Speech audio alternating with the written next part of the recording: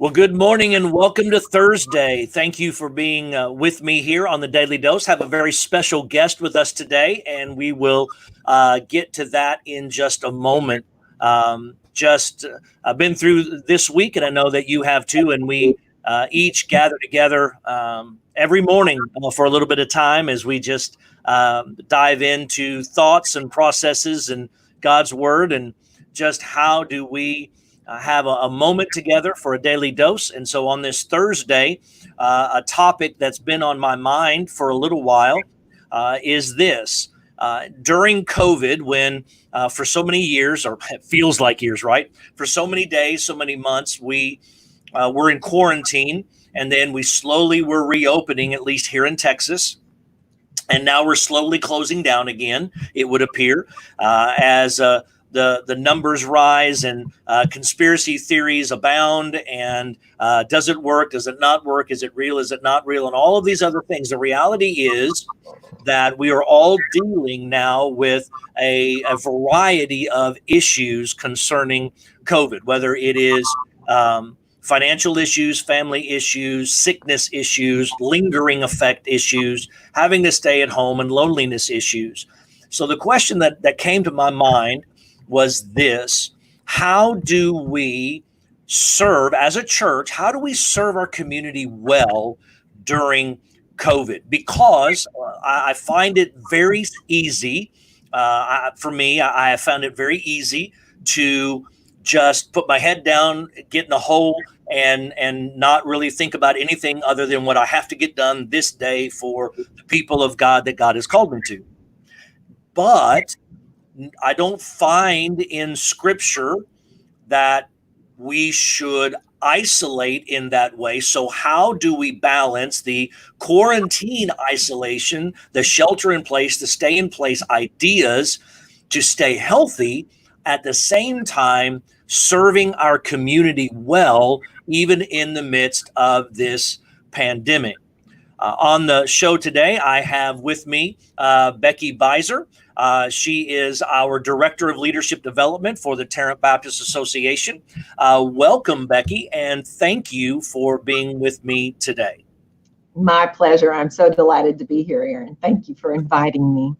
Absolutely, absolutely. For our listeners, just introduce yourself a little bit. Tell us a little bit about yourself. I know you've had an anniversary here recently, and so congratulations to you on that. And I think you've got some fur babies at the house too. Yes, you can see them probably walking around a little bit. I'm sorry. I hope it doesn't distract. It's not a problem. Not a problem at all. Oh, yeah. So I actually grew up in Glen Rose, so this area is home. And my husband and I celebrated 39 years of marriage here in June, and in February I celebrated 38 years on the staff at Tarrant Baptist Association. So just so honored of what the Lord allows me to do. And my husband and I have two sons, grown sons. Our oldest son lives in Benbrook and is married to Danielle, and our three grandsons are here close by. Our daughter-in-law is on staff at Southcliff Baptist Church as their preschool minister. And then our youngest son is in Marina Del Rey, California, and engaged to be married, and works for Northrop Grumman. So that's our family. There you go. There you go. Now, so Director of Leadership Development, that can be an all-inclusive kind of title. Tell us, what is it that you do? Boy, I know that's a good question. So one thing that I do, and I tell everybody this, is we clean our own office building. And so I'm the one who cleans all the bathrooms to get them, nice and sparkling. And, as a leader, you model leadership, and you model that you can do anything. But as Director of Leadership Development, it's looking at what are those leadership processes that we need to really develop leaders. And so we focus a lot on church staff, and even do things with the host staff, things just with pastors, others, a lot of their development, their self-care, helping them be the best leaders they can. Also, it gets into sometimes leaders in the community, those that are members of churches that serve in leadership positions out in the community. Since 6 years now, I've been writing most of our community leaders once a month. It's something the Lord just pressed on me that I was supposed to do. So I write 2 mayors, I write 6 superintendents of schools, I write 2 chiefs of police, 2 fire chiefs, and other community leaders, because they're leaders. And so how do I be God's servant and encourage them, challenge them, point them back to the Lord? And it's incredible that they're all believers, which I didn't know, but God told me. Absolutely. That's tremendous. And you do such a good work, and you do such a good job at what you do. I've only been in the association coming up on 2 years, but very appreciative of what you do. And not the least of which, I'm very appreciative of the free books you give all of us all the time. I love to give away great books. Yes. Keep learning. Leaders have to learn. I find myself listening to books, I think, more than I'm reading books right now. So, but I'm listening to, I know you guys are a large book right now, the Canoeing the Mountain. I'm listening to that right now. So it's really, really interesting. So good times. Well, when we talk about this idea of serving our community well during COVID, now I added all the extra at the end because I could have just said, how do we serve our community? Because I think we're called to serve our community. And I know that TBA, which for those of you means Tarrant Baptist Association, TBA has some large community projects that I know you're personally involved in and lead out in. Share with us some things that's going on at the TBA with regards to these things.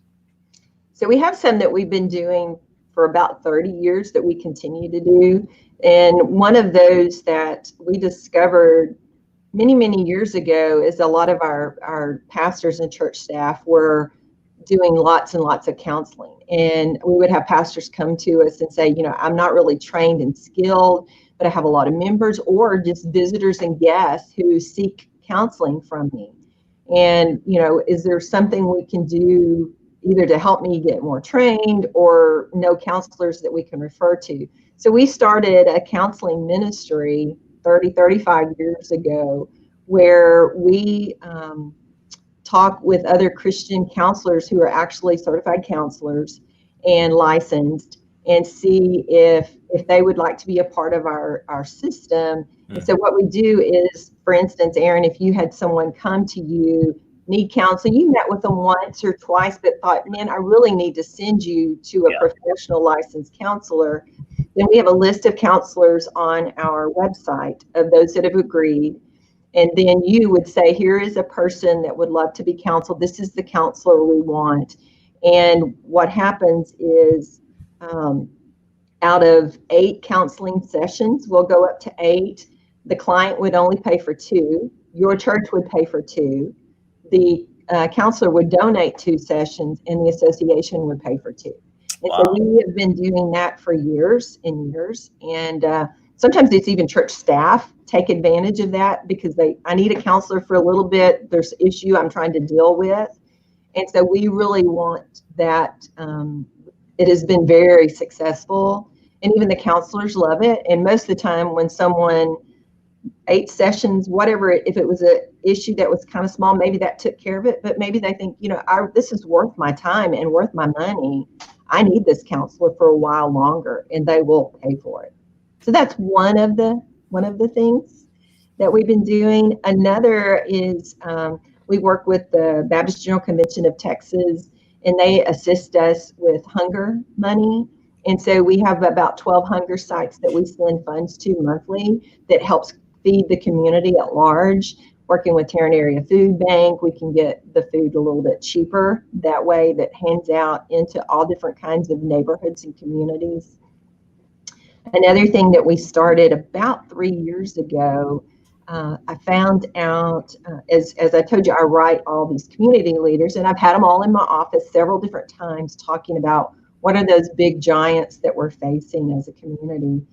And a couple that came out were, of course, child abuse, but then also Tarrant County at the time had the highest infant mortality rate. We had more babies die within the first year of life than any other county in Texas and across the United States. And we thought, why is that happening in Tarrant County?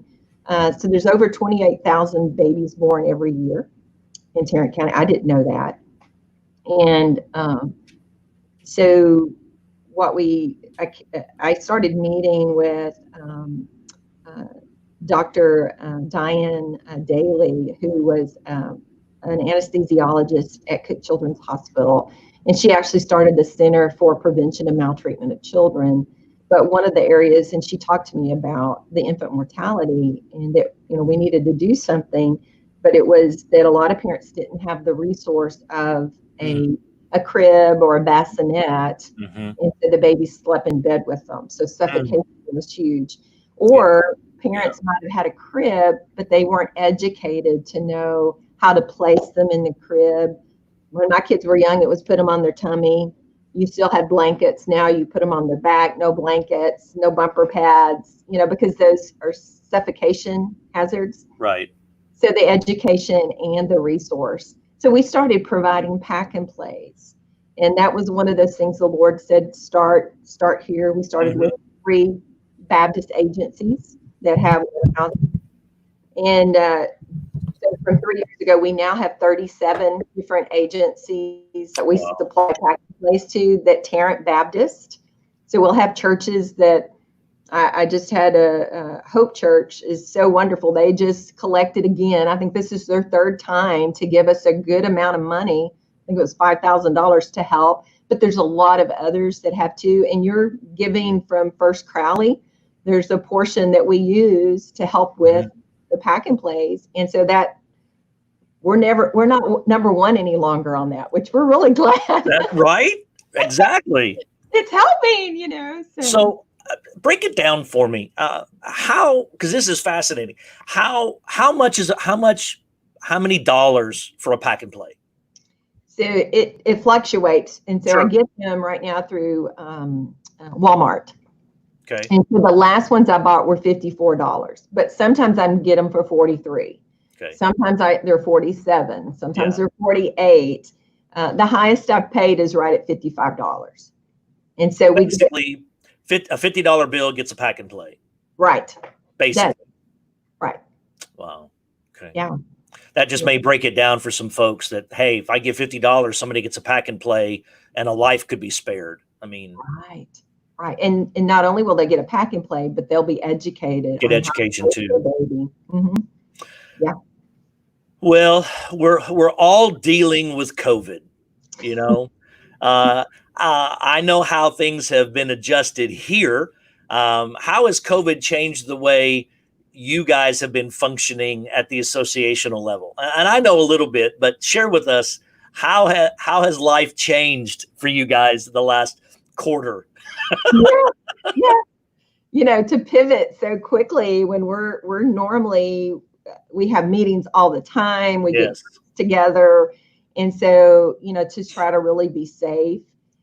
So of course, getting a Zoom account where we could have over 100 people, longer than 45-minute meetings. Yeah. So we're on Zoom a lot. And I guess at first it was pivoting to meet about weekly with different groups of pastors. Like how can we help you? Just getting information, helping them pivot to do online, getting the best resources for them. One of the things we did quickly is we set up a whole new web page portal about COVID with 6 different sections under there, a section just for pastors to kind of help them, one on technology, all kinds of technology that would help pastors. We gleaned what was really good. Finances, the PPP loans. Gary Kroll on our staff, really, he was on learning just constantly so that he could help churches and know what was there to help them. We also have one on health. So we were really working finding out everything that our county was saying, what our cities were saying, the CDC, just trying to get, so churches wouldn't have to go every place. We'd have it in one spot for them, prayer, and then serve. How are things where you can serve? What are some best practices? How can you get connected to serve in the community? So those were some things. And then I'm working from home, as you can tell. Still, a few have gone. Gary Kroll is in the office, but it's very, very limited. I go in when I have to for a day or two here, or signing checks, but so it's been different. And I've noticed that some days I get Zoom fatigue. Okay. Have you found yourself to be more or less productive with the at-home work?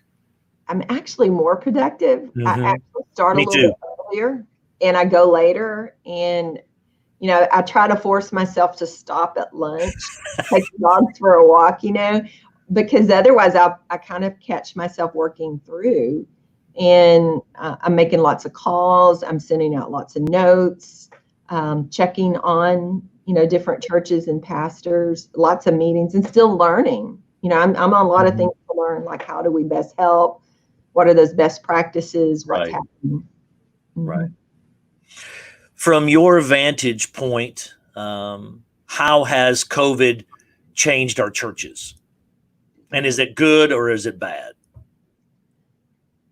COVID has changed our churches a lot. And I know your church feels that too. Sure. It's not business as usual, normal, Sundays, Sunday nights or whatever, Wednesday nights, just all the different things that go on within a church. And so when churches were not even meeting on campus, but learning to pivot to, a lot of them had a lot of issues trying to figure out Zoom, Facebook Live, YouTube. Others had already been doing it, so that was an easier pivot. But for some, and then helping them with resources, to do recordings, pre-recording. So we connected churches together, those with resources to help others, especially some of our Hispanic congregations, helping them. So we were looking at all groups to see how we could best help. So it really changed them. But then, and in some churches, it's been very interesting that they've kind of, just some pastors like Becky, it's like Sundays coming, that had been such a huge part of their work week. Right. All the things that take place for all the Bible studies. And it's like we have a little bit more time. So now we're really focusing on discipleship. And we hadn't done that. And it's like we are learning that maybe we need to do that more and focus on what we're doing in discipleship and helping those groups get going. Another thing is very interesting. Y'all may have learned this too, is some churches have told me since they went to Zoom or a Facebook Live meeting, that a lot of their homebound and other people, even folks that are in the hospital, are joining into their groups. So they're staying connected. And some is like, I haven't been connected in 2 or 3 years because I've been homebound. Now I feel like I'm back a part of my class. Right. And even the classes, like our classes was dwindling because of so many people not coming. Now we're back together and they like it. And so those have been some things, and how the churches are serving different. That's different too. How are we serving different? What are you seeing? Several churches have pivoted where maybe they were doing for instance, even my church, I go to University Baptist Church, so we have a missions house that was open 2 days a week to help people in the community. And so we kind of had to shut that down because we had a lot of wonderful elderly men that ran that, but they felt like I can't get out with COVID, which we totally understood, and we didn't want them to put themselves in harm's way. But we also had a connection with an elementary school, Seminary Hills Park, and our church had been doing some things with them and with parents, doing ESL, helping with that school. Yeah. and found out through their principal, assistant principal, and counselors of some families that were in need. Okay. And so our church pivoted where every week, a lot of us buy extra groceries. We have a grocery list. Mm-hmm. And so on Mondays, they're all received, and then people wipe them all down and bag them. And then on Wednesday, we have a group that goes and delivers. It's usually at least 25 or so every week. Wow. And it's every other week. So there's like 55 people that we're supplying groceries with every 2 weeks. Mm-hmm. And so families from the school, a few, folks within our church that needed help. And then we have an apartment complex that we work with. That was one. Southcliff pivoted where they Mm-hmm. had food they would give out with their ESL program on Tuesday nights. And so they were already doing some things with the food bank, but then they enlarged it, and y'all probably saw them on TV. Mm-hmm. Not only folks from the fountains, but people in the whole community would start lining up at like 2:30 in the afternoon for. Oh, I know. I've driven down 20, and it's like backed all the way up to Trail Lake. I mean, it's crazy. Yeah. It's good. I'm just saying, it's crazy to see the line. And then they weave it through the parking lot. It's amazing. And then I get off on Hewlett, and Bonnell's is backed up all the way, I think, meeting them at the other side. I know. It was crazy, but it really met a lot of needs. And they're not the only one. There's so many churches that are doing that. Bethlehem down in Mansfield, Dr. Michael Evans, they do a thing. And so they're feeding. And then I think I probably told you this, Aaron, about a month or so ago, I was contacted by Russell Chun from World Relief, and their staff team had come in for leadership training. We do some training, and so several times. So I had a relationship with them. Yeah.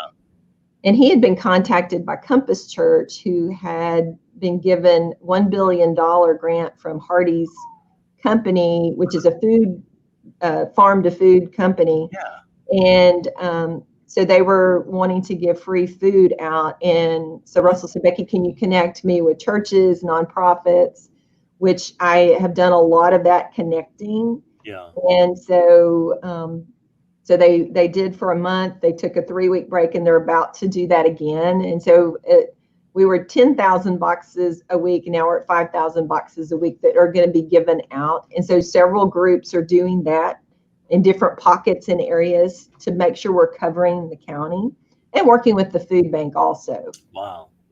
So that's another thing. And then I have relationships in Huntsville prison.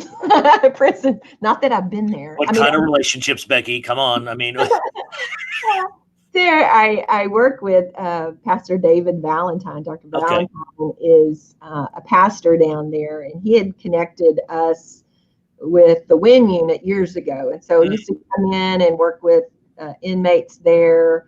And so he had just told me about how hard it was that the chaplains could not go into the prisons, and they couldn't have chapel services or help the inmates. And they had so many virus cases and several deaths.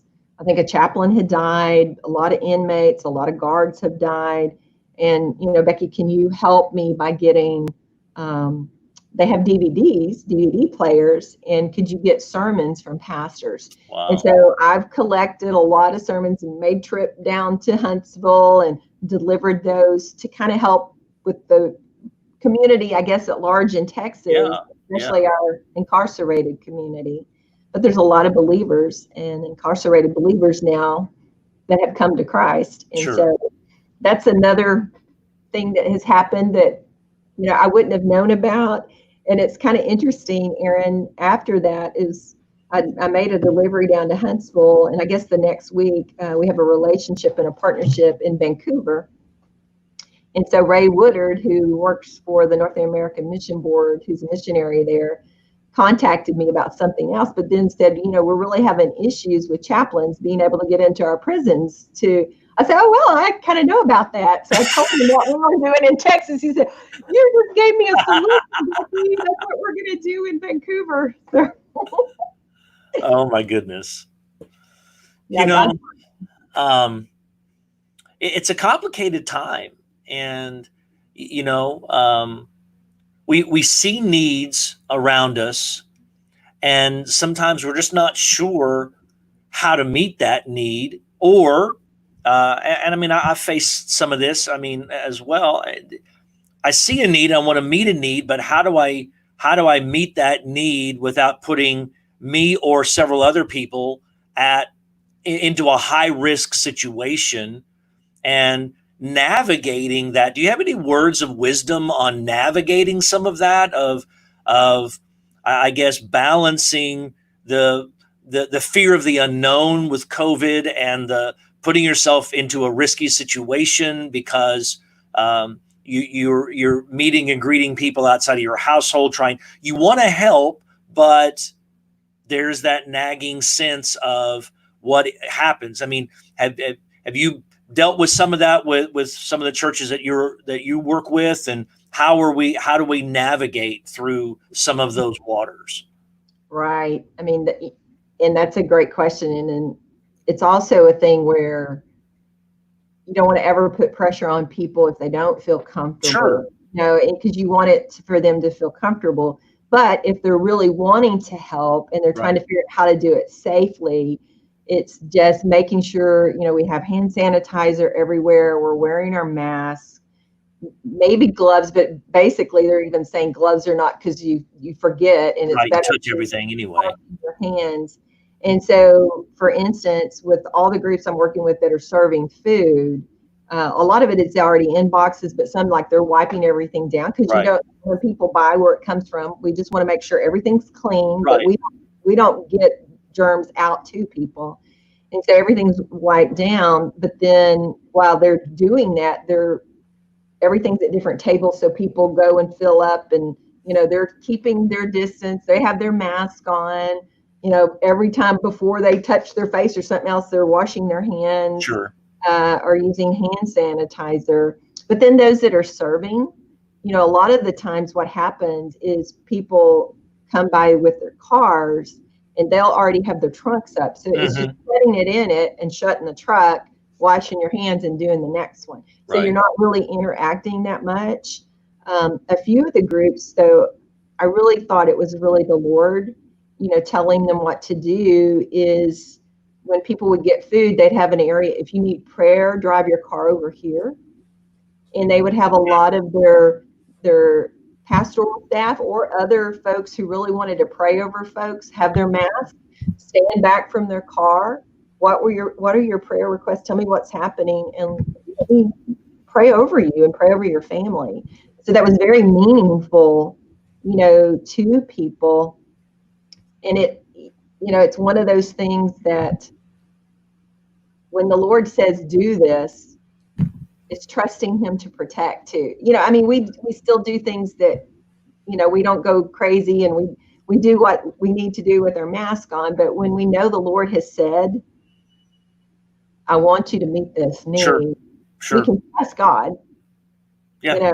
And so that's kind of where the Lord told me last week. I found out one of my neighbors, she'd been pregnant. We talked. Her name's Judith, and she lost her baby. I found out she lost her baby from another neighbor, and just heartbroken. Like, I don't know what to do, Father. I just had been praying for her, but I had a devotional book, and I thought, hey, I've got that devotional book. Of course, it wasn't me. It was the Lord putting these thoughts in my head. It was like, you need to walk down and take it to her. And so I did walk down, and she actually just came out, was watering plants or something. She saw me, and she just burst into tears. She said, I said, yes, I do. And, I had my mask on and everything. But at that moment, she just came over and hugged me. I wasn't not going to hug her, because she was just bawling. Sure. Just, Rod, I got to pray over her. And I wasn't sure she's a believer. And she said, Becky, just this morning, my husband said, you need to start getting up early, and you need to find a devotional book to use. And you brought it. To me, it was like the Lord it was all God, right? Yeah. I wasn't worried that I was going to get sick. Does that even make sense? I mean, it does. It was just the Lord. And I just felt like, thank you, Father, for using me Sure. at this time. Yeah, that's amazing. God is very good to us. Very good to us. He's very good. And I have another friend, and she actually, they're members at our church. She has COVID, and so does her husband. And they have 4 children. Oh, Yeah, she's getting better. So been delivering food, but I leave it on the porch. I call right. and I'm gone. Yeah. We're not hugging everybody. We just hug the ones we're supposed to. And I know she has it, but it's like, I'm not doing that. So we are smart. Does that make sense? Yeah. Right.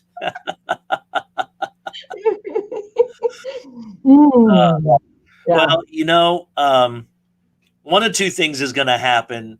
It's this: we're either all going to get it, or this is going to be handled in some capacity moving forward. And at some point, we're going to come out of this season.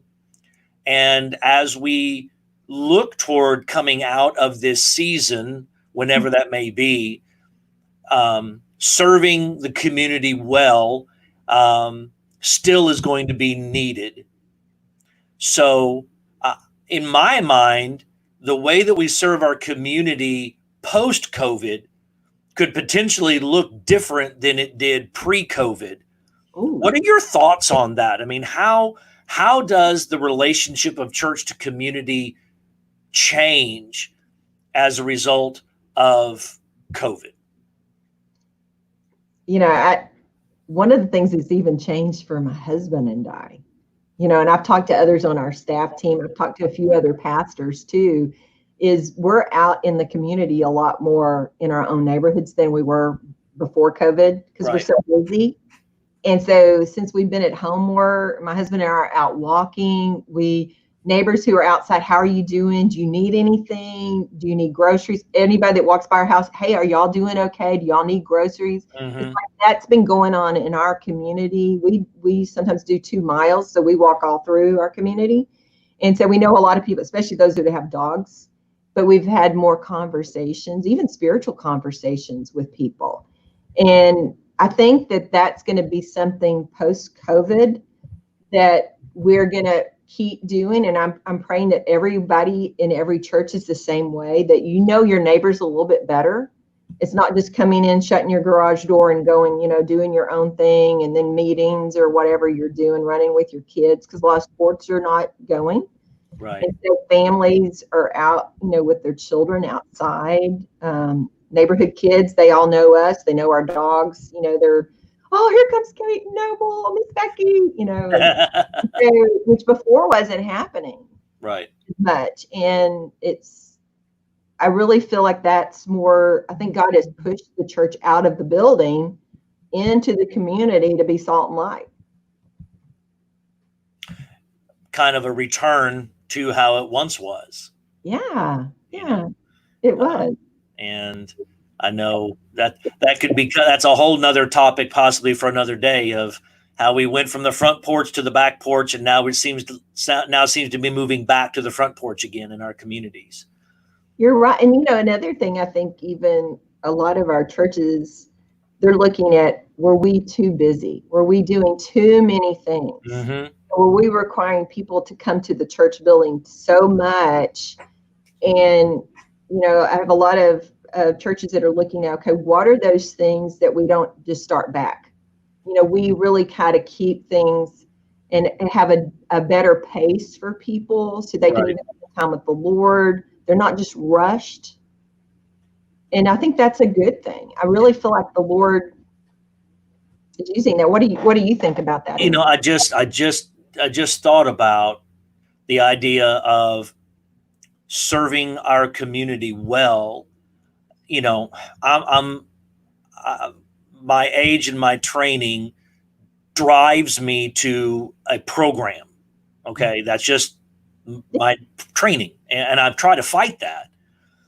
And a program isn't necessarily going to serve the community well. If our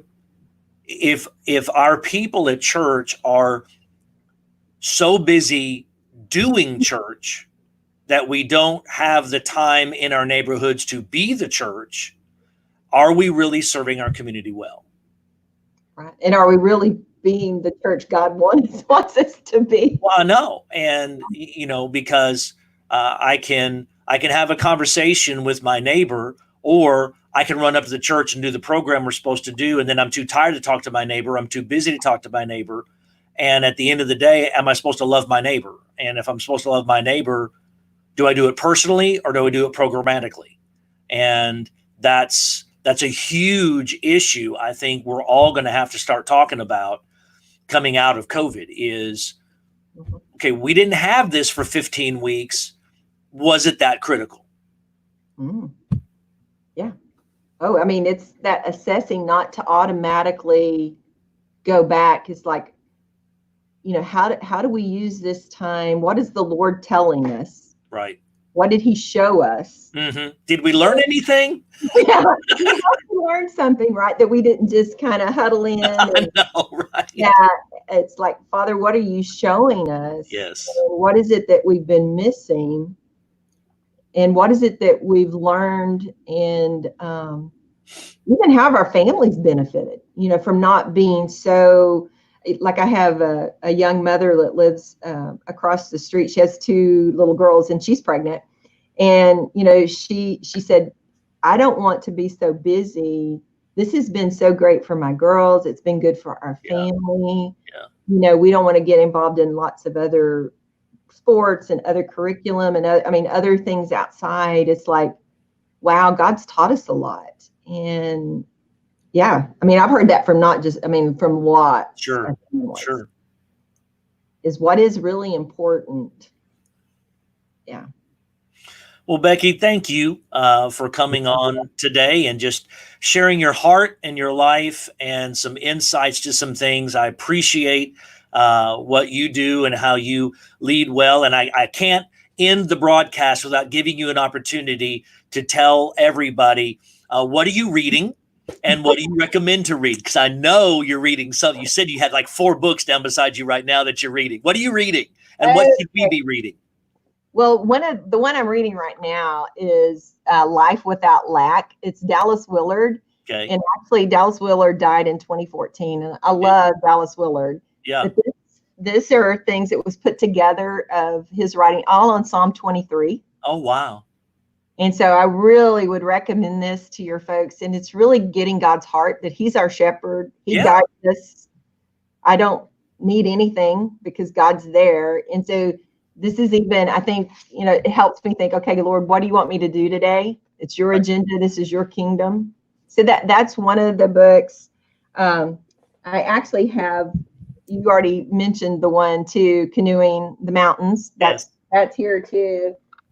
This is one I've already read, but Whisper by Mark Batterson is here because I was with First Richardson yesterday and I was telling them some books to read. Yeah.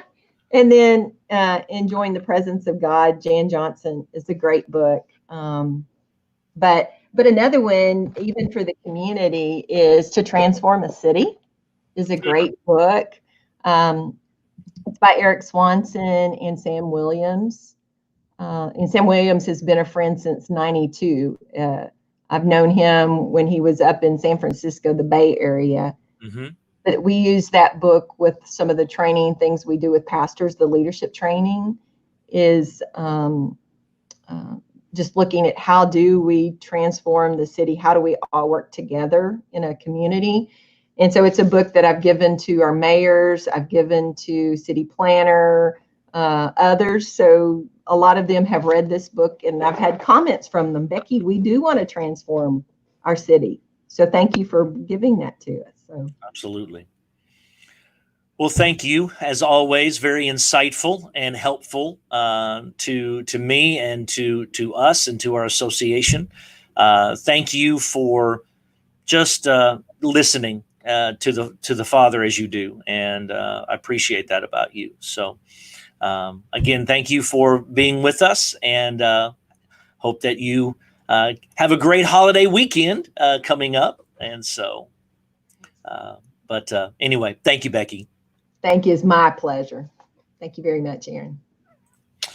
Well, you guys have a great weekend and continue to think about how God wants to use you and work through you to glorify himself and to grow the kingdom as we consider how to serve well the community around us that God has planted us in.